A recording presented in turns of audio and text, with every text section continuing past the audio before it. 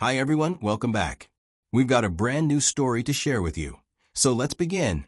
My name is Sam. After my marriage ended, I learned that when your wife forgets your anniversary to spend the evening with her boss, she's not just forgetting a date. She's showing you exactly where her priorities have shifted. Sometimes the cruelest discovery leads to the most liberating decision. If you enjoy stories like this, take a moment to tap the like button and leave a comment on where you're watching from. Let's know ourselves. Now back to the story. I've been married to Joanna for nearly 7 years when she forgot our anniversary and spent the evening with her boss while I waited at home with a carefully planned romantic dinner that would never be eaten. 7 years that had started with genuine warmth and connection, but had gradually deteriorated into something cold and hollow that I'd been too afraid or too hopeful to properly acknowledge. We met when I was 27 and she was 25, both living in Chicago and working in different professional fields. I was in corporate finance, working as a financial analyst for a mid-sized investment firm. Joanna was in marketing management for a large consumer goods company. We'd met through mutual friends at a weekend party and started dating seriously within months. The early years of our relationship and marriage had been genuinely good. We'd been warm with each other, emotionally and physically connected. We supported each other's careers while maintaining our own relationship as the priority. We had beautiful plans for our future together, buying a house, having children eventually, growing old as partners. We got married after dating for 2 years. It was a lovely wedding with family and friends.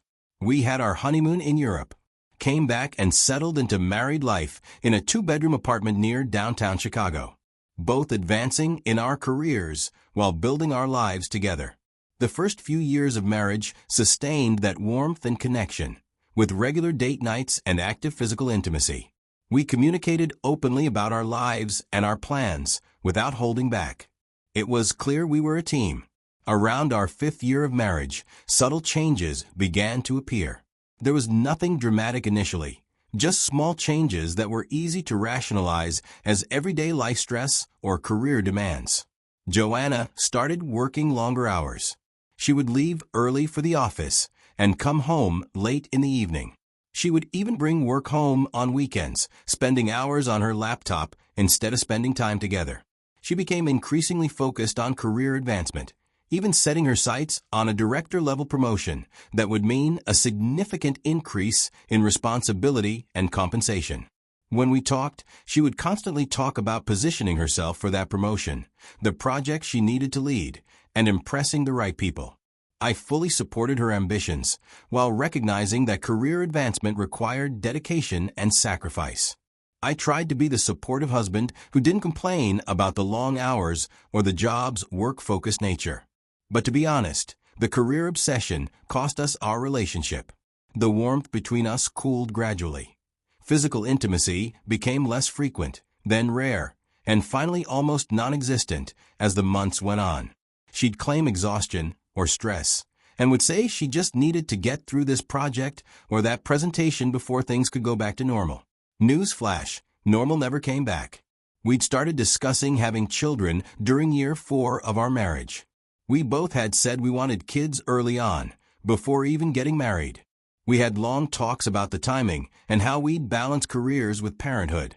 But by year 6, Joanna had become adamant about delaying, pushing getting pregnant year after year. Her excuse was that getting pregnant would hurt her career progression, that she needed to secure the promotion first before considering having children, that we had plenty of time and shouldn't rush into parenthood. Every conversation about family or our future ended with her frustration or defensiveness. Whenever the argument comes up, she's quick to accuse me of not understanding the pressure she was under at work, of not appreciating how hard she was working to build a better future for us, and wanting to hold her back or control her choices. I'd back down every time because I didn't want to seem controlling or unsupportive.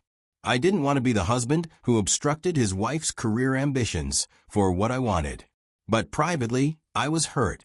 It felt like I was living with a roommate who happened to be my wife rather than with an actual partner. The pattern intensified during year 7. Joanna's work hours became even longer. She would regularly come home at 9 or 10 at night. Even when she comes home a little earlier, she would likely have work calls during dinner.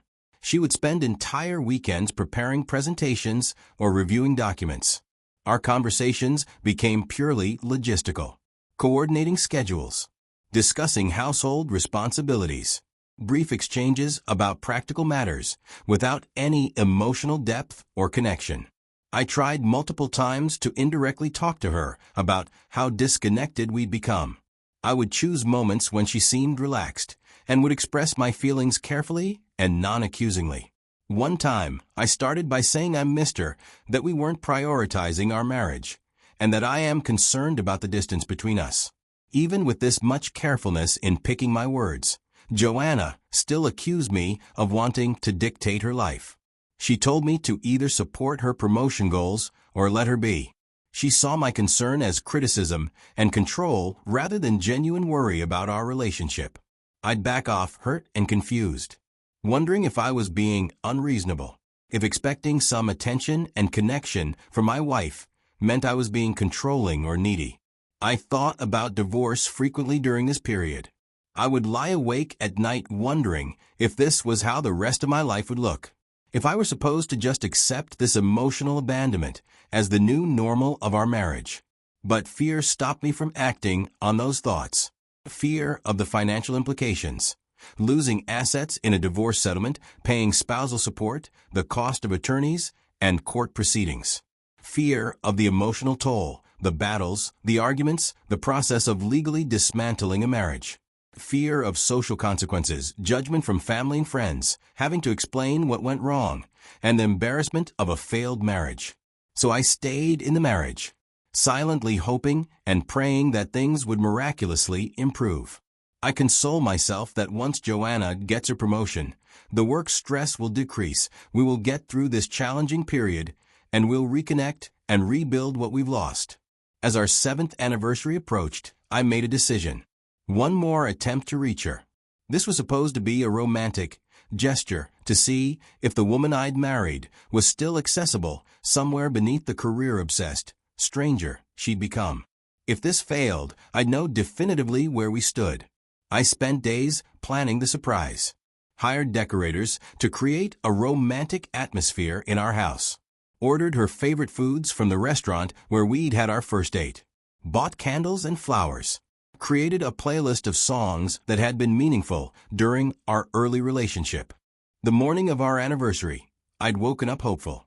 I told Joanna good morning with genuine warmth and waited to see if she'd mention the significance of the date. She didn't. Instead, she got ready for work like any other day and left for the office without acknowledging that 7 years ago we'd been married. I tried not to let it bother me, telling myself she was distracted, believing that the surprise dinner that evening would still work. I had faith that the effort I put in would touch her, and we'd reconnect. I took the afternoon off work that day to set everything up, cleaned the entire apartment meticulously, arranged the candles and flowers, set the table beautifully, had the food warming in the oven, and created the perfect romantic scene for when Joanna came home. By evening, everything was ready. The house looked beautiful, with romantic lighting, soft music playing, and food prepared to be served. I changed into nice clothes and waited for Joanna to come home. Her usual arrival time came and went.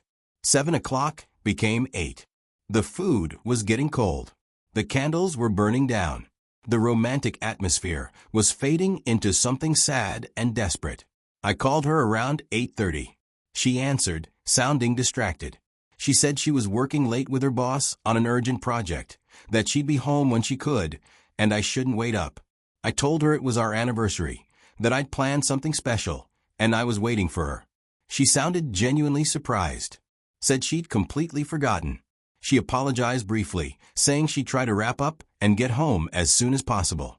I sat in our beautifully decorated house, feeling dread settle in my chest, knowing that she'd forgotten our anniversary, that work with her boss was more important than our marriage milestone, and that I was alone on what should have been a memorable evening for us.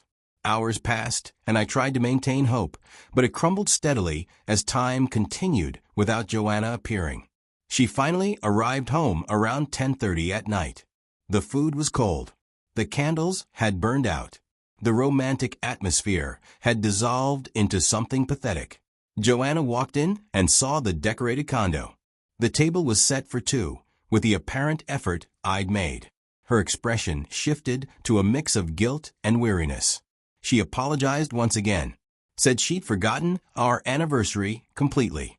That work had been so overwhelming that it had distracted her, and she felt terrible about missing our special evening. The apology felt hollow, but I accepted it because I didn't want to fight. I just wanted to salvage something from this disaster of an anniversary. Joanna looked exhausted, so she said she needed a shower because she'd been at the office all evening and felt gross. She promised she'd make it up to me for the wasted day and effort. She went to the bathroom. I heard the shower running. After a while, Joanna emerged from the shower wearing pajamas, gave me a tired smile, and said she was exhausted and needed to sleep. I nodded while watching her go to the bedroom. I felt any remaining hope drain away. I spent the next few hours cleaning up, throwing away the cold food, blowing out the remaining candles, and dismantling the romantic setup that had meant nothing because my wife had chosen work over our anniversary. Around midnight, I went to the bedroom. Joanna was already in bed, apparently asleep. The room was dark, except for the dim glow of her phone screen, which lit up with a message. She was lying on her side, holding her phone. Must have fallen asleep while using it. I approached quietly, intending to take the phone and put it on her nightstand. As I reached for it, I couldn't resist looking through it. The phone was locked, but I knew her passcode patterns. Had seen her unlock her phone hundreds of times over the years. Knew the combinations she typically used. I entered what I thought was her current code, but it failed. I tried again with a variation, but it also failed. I tried a third time, and it failed again. I almost gave up, but on the fourth attempt, using a number combination I'd seen her type recently, the phone unlocked. The phone opened directly to a conversation with her boss, the man she'd been working late with that evening, while I'd waited at home with our anniversary dinner. The most recent message was from him, sent about 30 minutes ago. Did you get home safe? Joanna had been typing a response when she'd apparently fallen asleep. The message was half written in the text box. Thanks for tonight. Sorry I had to. The tone was intimate, not professional. Not the kind of message you send your boss or that your boss sends you unless the relationship extends beyond work. As I scrolled up through their conversation thread, what I found destroyed what little remained of my marriage in my mind. Months of messages between Joanna and her boss. Affectionate emojis, flirtations, references to meeting up that clearly weren't about work projects.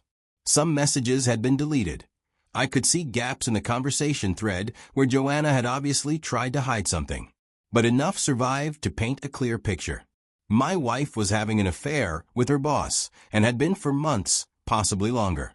The long work hours weren't just about career ambition. The late nights weren't just about projects and deadlines. The distance from me wasn't just about stress and exhaustion. She'd been investing her emotional and likely physical energy in another man while our marriage died from neglect. I scrolled through more messages, found references to meetings at hotels, found discussions about when they could see each other without raising suspicion. I found affectionate language that should have been reserved for a spouse, but was instead directed at her boss. The heartbreak I felt was immediate and overwhelming, but it hardened quickly into cold resolve. All my fears about divorce evaporated. All my concerns about assets, court battles, and social judgment disappeared. Because staying married to someone who'd been betraying me was suddenly far worse than any consequence of ending things. I took screenshots of the most damaging messages, sent them to my own phone, made sure I had documentation of what I'd discovered. Then, I carefully deleted any trace of my activity from Joanna's phone, cleared the sent messages to myself from her message history, made sure there was no evidence I'd been scrolling through her conversations. I then put her phone on the nightstand where I'd originally intended to place it and looked at my wife sleeping peacefully after spending our anniversary with her lover, while I'd waited at home like a fool. I decided in that moment that I was done. I was done trying to save this marriage, done being supportive while she betrayed me, done accepting loneliness and rejection while she gave her attention to someone else. I'd been afraid of divorce because I still loved her, still hoped we could fix things, and still wanted to preserve what we'd built together. But that version of our marriage was already dead. It had been dead for months while I'd been too blind or too hopeful to see it. The next morning, I woke up clear-headed and determined.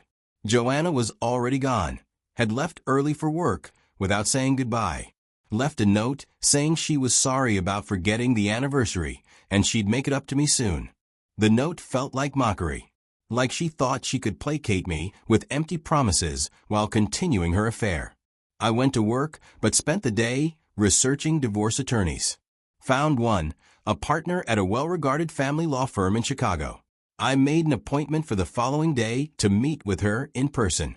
The attorney and I spoke about everything: the emotional distance, the forgotten anniversary, the discovery of the affair with her boss. He listened carefully, asked detailed questions about our finances, our assets, whether we had children, and how long we'd been married. Then explained my options. Said that in Illinois, adultery could affect divorce settlements. That evidence of an affair, especially with a workplace superior, which raised questions about ethics and professional boundaries, would significantly strengthen my position. The attorney added that we could file immediately, that the process would take time, but that I had a strong case given the documentation of infidelity. I authorized 7 to begin filing the divorce paperwork that day. I didn't want to wait, didn't want to give Joanna time to hide assets or prepare her own strategy. I wanted the marriage to end as quickly and definitively as possible. Over the following weeks, I emotionally disengaged completely from Joanna. Stopped asking where she was or when she'd be home. Stopped trying to initiate conversations or connections. Stopped caring about the distance between us. I just went through the motions of coexisting while my attorney prepared the divorce filing. Joanna probably thought I'd finally accepted her priorities and stopped being needy about our marriage. Probably felt free to continue her affair without the inconvenience of my attempts to connect. She had no idea what was coming. About 3 weeks after I'd met with the attorney, the divorce papers were ready. My attorney arranged for Joanna to be served at her workplace. I debated whether serving her at work was too harsh, whether it would embarrass her unnecessarily. But then I thought about her spending our anniversary with her boss while I waited at home, about the months of lies and betrayal, about how she'd made me feel like I was the problem for wanting attention from my own wife. And I decided she could handle some embarrassment. The serving happened on a Thursday afternoon. I was at my own office when the attorney texted me that the process server had successfully delivered the papers. I waited because I knew Joanna would call or come home furious. I knew the illusion of control she'd been maintaining was about to shatter. She arrived home around 7 that evening. I was sitting in the living room when she burst through the door, holding the divorce papers, her face a mixture of shock and rage. She started yelling immediately, demanding to know what the papers were about. Why was I doing this? Why hadn't I talked to her first? Why I'd had her served at work where her outsiders had witnessed it. I sat there calmly, didn't engage with her anger, didn't try to justify or explain. I just looked at her with a coldness that had replaced whatever love I'd once felt. My silence was more unsettling to her than any argument would have been. She kept demanding responses and kept trying to provoke a reaction. I finally spoke, telling her that I was done with our marriage, that I'd made my decision and it was final. She should review the papers with an attorney. Joanna tried using anger and accusations. She pretended not to know what she'd done wrong. I remained unmoved and didn't reveal that I knew about her affair with her boss. She didn't show any of the evidence I'd collected. I just maintained that I wanted a divorce and she should get legal representation. She eventually left the house, saying she'd stay with a friend while she figured things out. I didn't ask which friend because I didn't care. Over the following week, Joanna hired her own attorney, someone aggressive who immediately started making demands. Her lawyer requested substantial alimony, argued that Joanna had been entitled to half of our assets accumulated during the marriage. wanted financial compensation for her supposed sacrifices during our 7 years together. The demands were aggressive and excessive, clearly designed to maximize what Joanna would get from the divorce. My attorney countered by hinting at evidence that would damage Joanna's position. He didn't explicitly show the screenshots yet, but was holding them in reserve as leverage. We went through several weeks of negotiation, back and forth between attorneys. Joanna's lawyer was pushing for maximum settlement. My attorney was countering back and gradually raising the specter of the affair evidence. Finally, we had a meeting, me, my attorney, Joanna, and her attorney, face to face to try to settle. Joanna looked defiant. Clearly, she thought she had leverage, that I'd cave to her demands rather than drag things through court. Her attorney started by outlining what they wanted. He made it clear they were prepared to take everything to court if I didn't agree to their terms. I let them finish. Then my attorney calmly stated that if this went to court, she'd be presenting evidence of Joanna's affair with her direct supervisor. The evidence was comprehensive and well documented, meaning it would become part of the public court record. The color drained from Joanna's face. Her attorney looked startled. Neither of them had expected this. My attorney explained that a workplace affair, especially with a superior, could constitute ethics violations at Joanna's company, could trigger HR investigations, could result in termination for both parties involved. It could destroy professional reputations. That all of this would become public if we proceeded to court. That the company would almost certainly find out, and my wife's boss would be implicated. Joanna sat there frozen. I could see her calculating the implications, understanding that she had far more to lose than she'd realized. She'd been so focused on maximizing what she'd get from the divorce that she hadn't considered what might be exposed in the process. Her attorney requested a recess. They stepped outside to confer. When they returned 30 minutes later, Joanna's entire demeanor had changed, from defiant to defeated, from aggressive to conciliatory. Her attorney proposed a settlement far more favorable to me than their initial demands. Joanna would forfeit claims to certain assets, would accept less than she'd initially demanded, would agree to terms that let us close this divorce quickly and quietly. In exchange, the affair evidence wouldn't be presented in court. It wouldn't become public record and wouldn't trigger the professional consequences she now understood were at stake.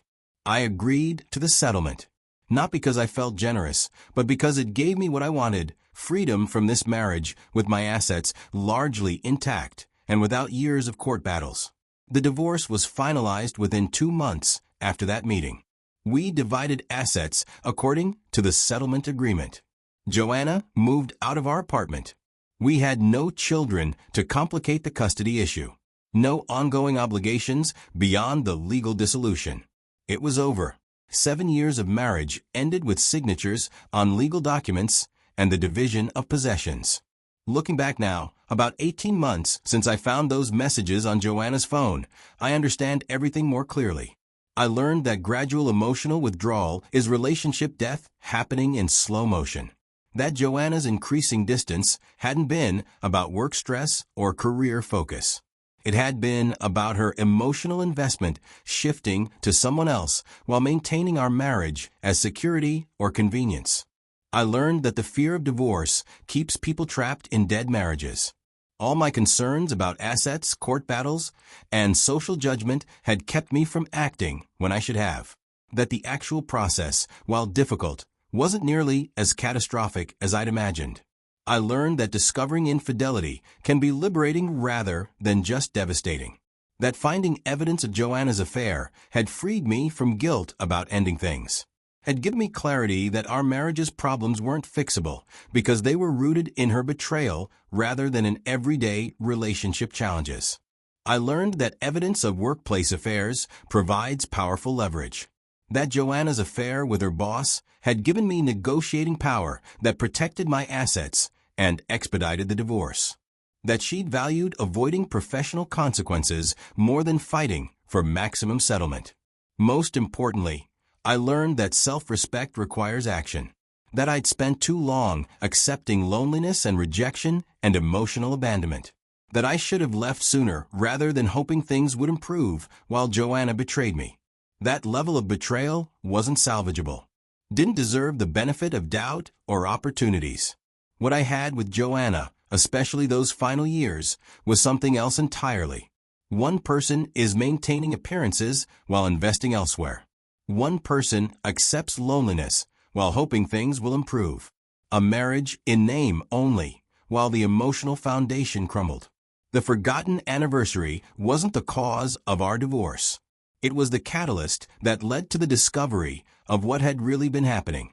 The moment that forced me to look at what I'd been avoiding seeing. If Joanna had come home that evening, if we'd had our anniversary dinner, if I'd never picked up her phone and discovered the affair, I'd still be in that marriage, still lonely, still accepting distance and rejection, still hoping she'd eventually return the emotional investment I'd been making.